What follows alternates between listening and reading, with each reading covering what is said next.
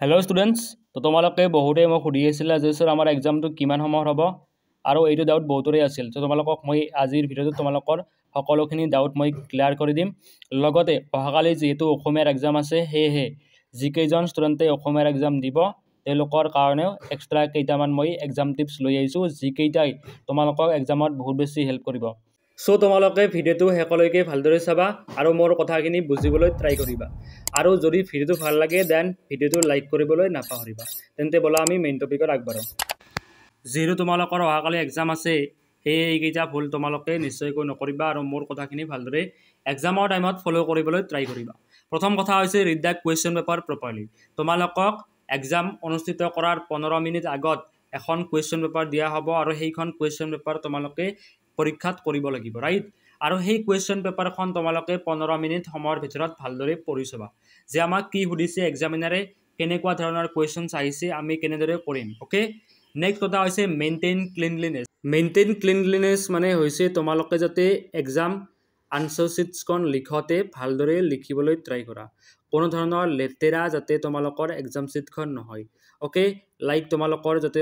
কোনোৱে তাত চিয়াহী নেপেলোৱা লগতে যেতিয়া তোমালোকৰ কিবা এটা স্পেলিং মিষ্টেক হ'ব অৰ্থাৎ বানান কিবা যদি ভুল হয় বা কিবা যদি অশুদ্ধ হয় তেতিয়া তোমালোকে যেতিয়া কাটিবলৈ যাবা সেইখিনি বস্তু কলমেৰে তেতিয়া তোমালোকে এটা ভালদৰে কাটা ওকে যেতিয়া তোমালোকে এইখিনি বস্তু ফ'ল' কৰিবা তেতিয়া যিজন এক্সামিনাৰে তোমালোকৰ বহিটো চেক কৰিব তেওঁৰ মনত এটা ইমপ্ৰেশ্যন আহিব যে ছাত্ৰজনে এক্সামত কুৱেশ্যন পেপাৰখন ভালদৰে পঢ়িছে লগতে তেওঁ আনচাৰ্ছখিনি বঢ়িয়াকৈ পৰিষ্কাৰ পৰিচ্ছন্নভাৱে লিখিবলৈ ট্ৰাই কৰিছে এইটো হৈছে এক্সামিনাৰৰ মাইণ্ডত অহা প্ৰথমটো এটা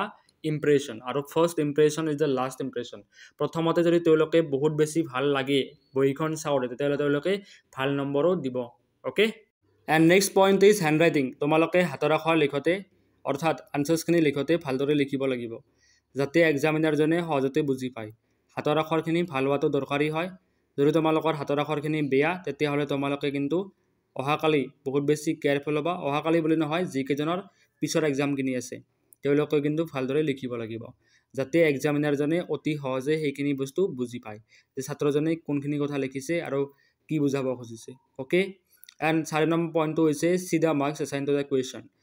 প্ৰশ্ন কাকতখন পঢ়াৰ পিছত তোমালোকে চাই ল'বা যে এইটো কুৱেশ্যনত কিমান নম্বৰ দিয়া আছে যদি কম নম্বৰ দিয়া আছে তেতিয়াহ'লে তোমালোকে আনচাৰটো বেছি নিলিখিবা 1 বা 2 লাইনত শেষ কৰিবা যদি বেছি নম্বৰ দিয়া আছে সাপোজ কোনোবা এটা কুৱেশ্যনত 4 বা 3 নম্বৰ দিয়া আছে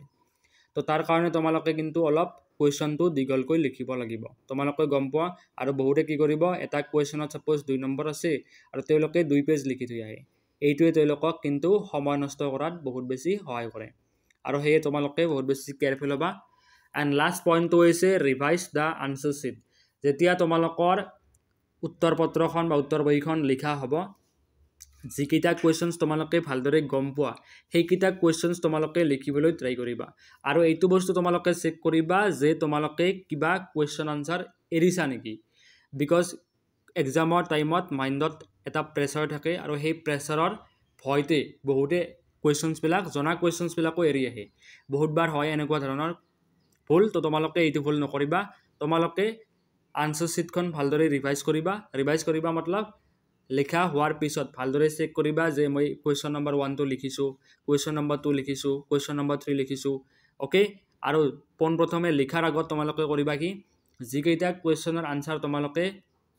একদম ভালকৈ গম পোৱা সেইকেইটা কুৱেশ্যনৰ আনচাৰে তোমালোকে লিখিবলৈ ট্ৰাই কৰিবা ইয়ে তোমাক বহুত বেছি সহায় কৰিব আৰু যিকেইটা কুৱেশ্যন তোমালোকে নাজানা সেইকেইটা কুৱেশ্যন তোমালোকে কিন্তু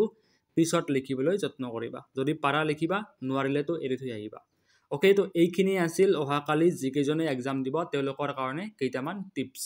লগতে এইকেইটা টিপছ যদি তোমালোকে নেক্সট এক্সাম কেইটাতো ফ'ল' কৰা তেতিয়াহ'লে তোমালোকক নিশ্চয়কৈ বহুত বেছি হেল্প কৰিব এতিয়া তোমালোকে চোৱা মেইন কথা হৈছে এক্সামটো কিমান সময়ত হ'ব লগতে এক্সামত কিমান নম্বৰ আহিব আৰু তাত পাছিং মাৰ্কছ কিমান হ'ব বা কিমান নম্বৰ পালে আমি পাছ কৰিম তোমালোকৰ বহুতে মোক সুধি আছিলা তো তোমালোকক মই এই ডাউটটো ক্লিয়াৰ কৰি দিওঁ তো ষ্টুডেণ্টছ তোমালোকে পোনপ্ৰথমে চোৱা মে 23rd অ'কে 1 নম্বৰ পইণ্টত দিয়া আছে অহাকালি অৰ্থাৎ 23 মে তাৰিখে দুখন ছাবজেক্টৰ এক্সাম হ'ব প্ৰথমখন হৈছে MIL অৰ্থাৎ অসমীয়া আৰু দ্বিতীয়খন হৈছে ইংলিছ আৰু এইখন ইংলিছ তোমালোকৰ ইংলিছখন নহয় তোমালোকৰ ইংলিছখন হৈছে কোৰ ছাবজেক্ট বাট এইখন ইংলিছ হৈছে ইনিচিয়েল লেংগুৱেজ যিকেইজনে অসমীয়াৰ সলনি ইংৰাজী লৈছে অ'কে এণ্ড তোমালোকে নিশ্চয়কৈ দেখা পাইছা ইংলিছৰ মানে শব্দটোৰ ওপৰত এটা কি আছে ষ্টাৰ ষ্টিক আছে অৰ্থাৎ এটা ষ্টাৰ এটা আছে আৰু তোমালোকে নিশ্চয়কৈ ৰুটিনখনৰ শেষত তোমালোকে চোৱা time allowed 2 hours 9 AM to 11 AM and 1:30 PM to 3:30 PM অৰ্থাৎ সেই ছাবজেক্টখনৰ কাৰণে 2 ঘণ্টা সময় দিয়া আছে তোমালোকে এইটো ডাউট নাৰাখিবা যে আমাক 2 ঘণ্টা সময় দিব এই 2 ঘণ্টা সময় হৈছে ইংলিছখনৰ কাৰণে যিকেইজনে অসমীয়া সলনি ইংলিছখন লৈছে ওকে বাকি কেইখন সাবজেক্টত MIL হওক বা সংস্কৃত হিন্দী ইলেক্টিভ যিকেইখন সাবজেক্ট তোমালোকৰ আছে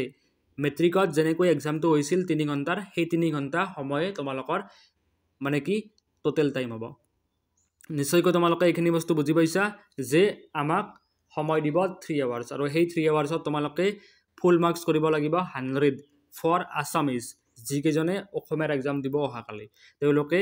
কৰিব লাগিব 100 নম্বৰৰ ওকে যেনেকৈ সংস্কৃত হওক হিন্দী হওক এইবিলাকৰো কি আছে 100 মাৰ্কছ আছে ওকে এতিয়া মেইন কথা হৈছে তোমালোকে কিমান নম্বৰ পালে পাছ কৰিবা আৰু সেই যে তোমালোকে চোৱা মই যিখন নোটিছ আছিল সেই নোটিছখনত তোমালোকক অলৰেডি কৈছোঁ তাৰ কাৰণে তোমালোকে কৰিব লাগিব কি 30% স্কোৰ কৰিব লাগিব বহুতবাৰ কৈ আহিছোঁ 30% মানে হৈছে অহাকালি তোমালোকৰ অসমীয়াৰ এক্সাম আছে ৰাইট আৰু সেই অসমীয়াৰ এক্সাম হৈছে 100 নম্বৰৰ সেই 100 নম্বৰৰ ভিতৰত তোমালোকে 30 নম্বৰ আনিব লাগিব 30 নম্বৰ আনিলে তোমালোকে পাছ কৰিবা মেট্ৰিকত যেনেকৈ হৈছিল সেম পেটাৰ্নত হ'ব আৰু বাকি কেইখন সাবজেক্টৰ কাৰণে তোমালোকৰ এক্সামটো হ'ব 90 মাৰ্কছৰ আৰু তাত টাইম দিব তোমালোকক 3 আৱাৰ্ছৰ ওকে এণ্ড আৰু তোমালোকে পাছ কৰিব লাগিব কোৰ সাবজেক্ট কেইখনত সমাজ বিজ্ঞান বিজ্ঞান ইংলিছ এণ্ড ছ'চিয়েল ছায়েন্স বা জেনেৰেল ছায়েন্স ওকে এই 4খন কোৰ সাবজেক্ট হয় আৰু এই 4খন সাবজেক্টত তোমালোকে ডেছক্ৰিপটিভ পাৰ্টত দিব তোমালোকক 1.5 ঘণ্টা আৰু OMRৰ কাৰণে তোমালোকক দিব মেট্ৰিকত তোমালোকক যি দিছিল 1.5 ঘণ্টা সেই সেম পেটাৰ্নত দিব টোটেল 3 আৱাৰ্ছ দিব পাছ কৰা নম্বৰ আনিব লাগিব 27 ওকে তোমালোকে নিশ্চয়কৈ ডাউটখিনি নাৰাখিবা যে তোমালোকে পাছিং মাৰ্কছ ফুল মাৰ্কছ ওকে এইখিনি বস্তু তোমালোকৰ ক্লিয়াৰ হৈছে সকলোৱে বস্তুখিনি ভালদৰে বুজি পাইছে সো তোমালোকে যদি কথাখিনি ভালদৰে বুজি পাইছা তেতিয়াহ'লে তোমালোকে ভিডিঅ'টো লাইক কৰিবা আৰু মোক কমেণ্টত জনাবলৈ নাপাহৰিবা আৰু তোমালোকক যদি কোনোবা এখন সাবজেক্টৰ questions answers লাগিলে তেতিয়াহ'লে তোমালোকে মোক কমেণ্টত জনাবা Thank you guys for watching the video and see you in the next video.